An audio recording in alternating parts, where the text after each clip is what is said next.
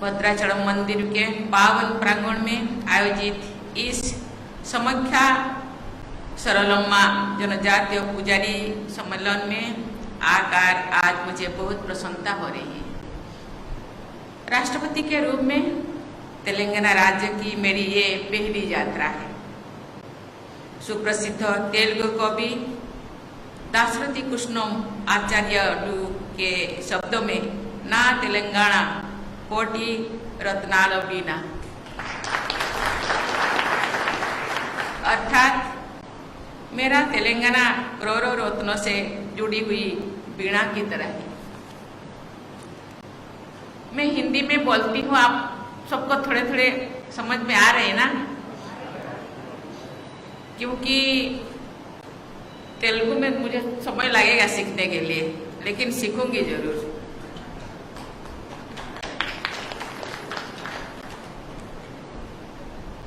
तेलंगाना की अपनी पहली यात्रा में मुझे श्रीशैलम मंदिर में दर्शन करने का, श्री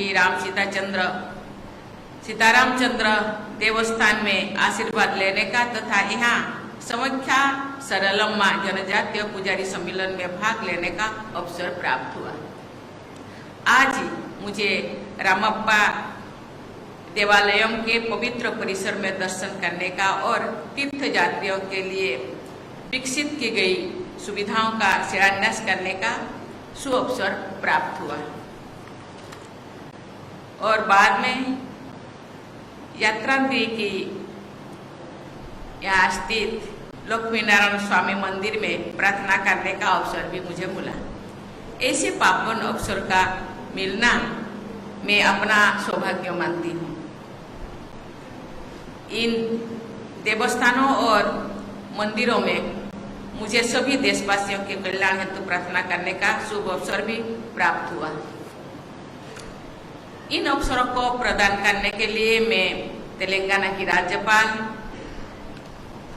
तमिलिसाई सुंदरमराजे जी, मुख्यमंत्री श्री के चंद्रशेखर राव जी, केंद्र सरकार के संस्कृति पर्यटन एवं पूर्वोत्तर क्षेत्र विकास मंत्री श्री के किशन रेड्डी जी, तेलंगाना सरकार की पूरी टीम और तेलंगाना राज्य के सभी भाई बहनों को मैं बहुत बहुत धन्यवाद देती हूँ।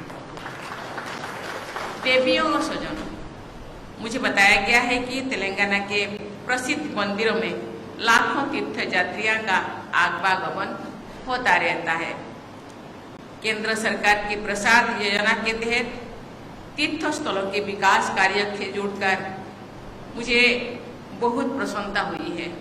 मुझे ये जानकर विशेष प्रसन्नता हुई है कि इन सुविधाओं से वरिष्ठ नागरिकों तथा दिव्यांगजनों की तीर्थ यात्रा में और भी अधिक सुविधा होगी। इन विकास कार्यों से आध्यात्मिक और सांस्कृतिक पर्यटनों का बढ़ावा भी मिलता है।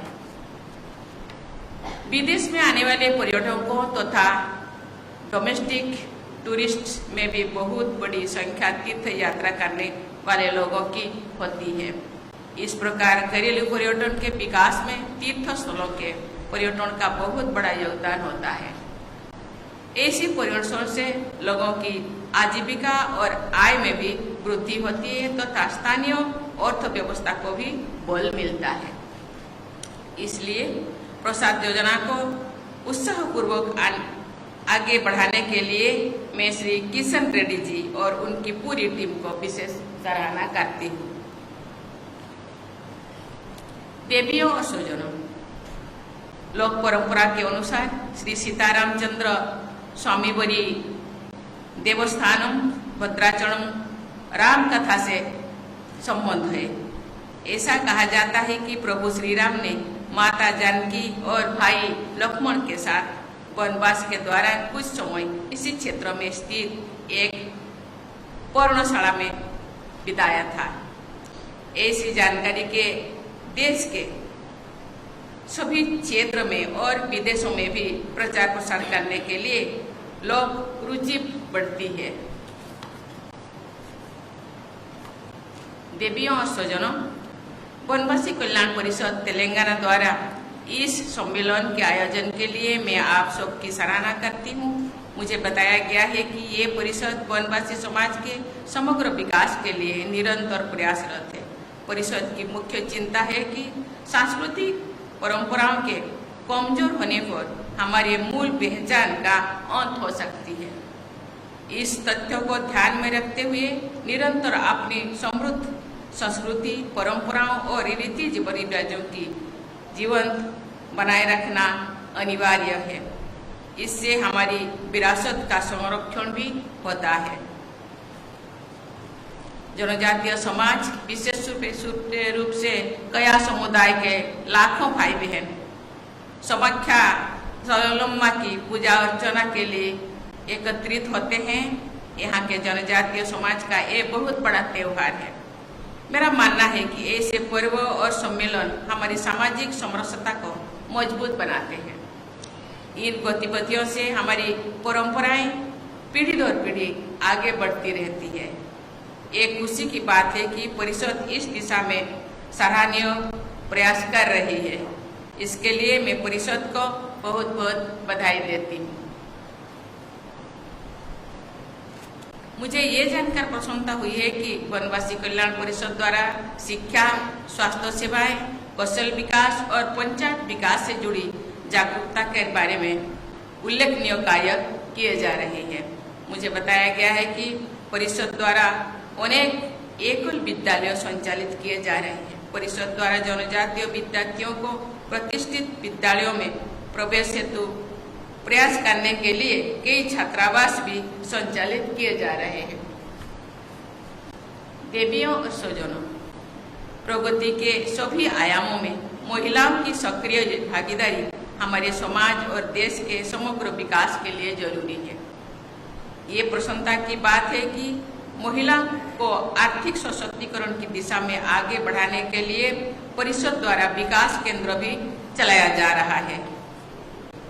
मुझे बताया गया है कि ग्राम विकास के बारे में जागरूकता बढ़ाने के लिए परिषद द्वारा आदिवासी क्षेत्रों में शिविर आयोजित किए जाते हैं। ये भी खुशी की बात है कि परिषद एकलव्य क्रीड़ा केंद्र के माध्यम से बच्चों की प्रतिभा को निखर रहे हैं। मैं ऐसे अनेक कल्याणकारी कार्यों के लिए परिषद को सराहना करती हूँ। देवियों और स्वजनों, केंद्र सरकार की एकलव्य मॉडल आवासीय स्कूल परियोजना के अंतर्गत जनजातीय बहुल क्षेत्रों में वंचित और पिछले वर्ग के बच्चों को शिक्षा के समान अवसर उपलब्ध कराने के लिए जनजातीय कार्य मंत्रालय द्वारा अनेक स्कूलों की स्थापना कार्य सराहनीय है। मुझे अन्य राज्यों में भी एकलव्य मॉडल स्कूल के शिलान्यास और उद्घाटन का अवसर मिला है। ये खुशी की बात है कि ये सभी स्कूल भारत की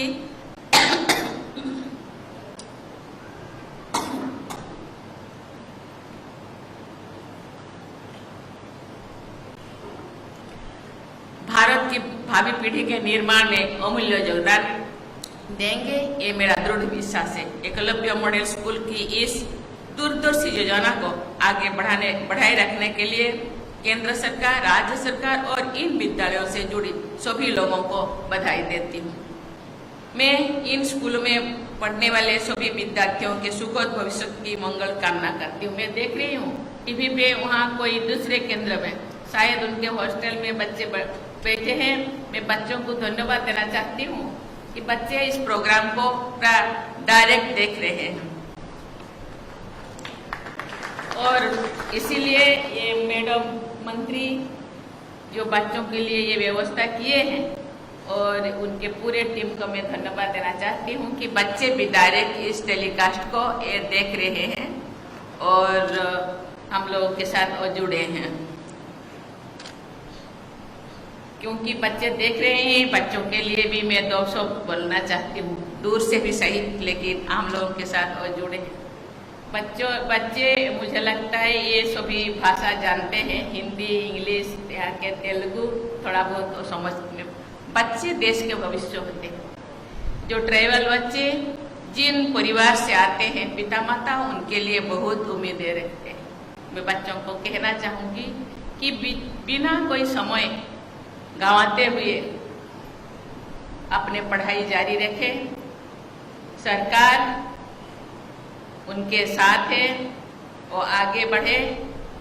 आगे बढ़ने से खुद तो सशक्त बनेंगे ही, उनके परिवार तो सशक्त बनेगा ही, समाज सशक्त बनेगा, साथ ही साथ देश आगे बढ़ेगा।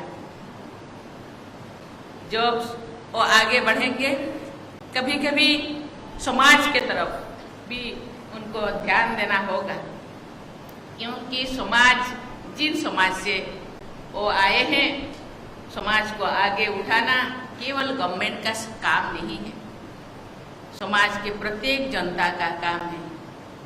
छात्र छात्री जो आगे बढ़ेंगे, कोई भी परिस्थिति में कोई भी उनको जॉब मिले, पर कोई भी आर्थिक व्यवस्था का ये रास्ता चुने,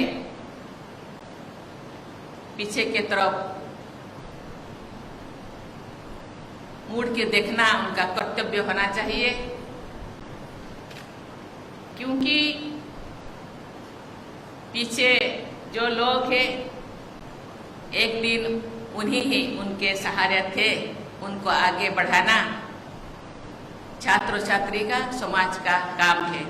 अंत में तेलंगाना राज्य के सभी निवासियों के स्वर्णिम भविष्य हेतु शुभकामनाएं व्यक्त करते हुए मैं अपनी वाणी को विराम देती हूँ। धन्यवाद। जय हिंद, जय भारत।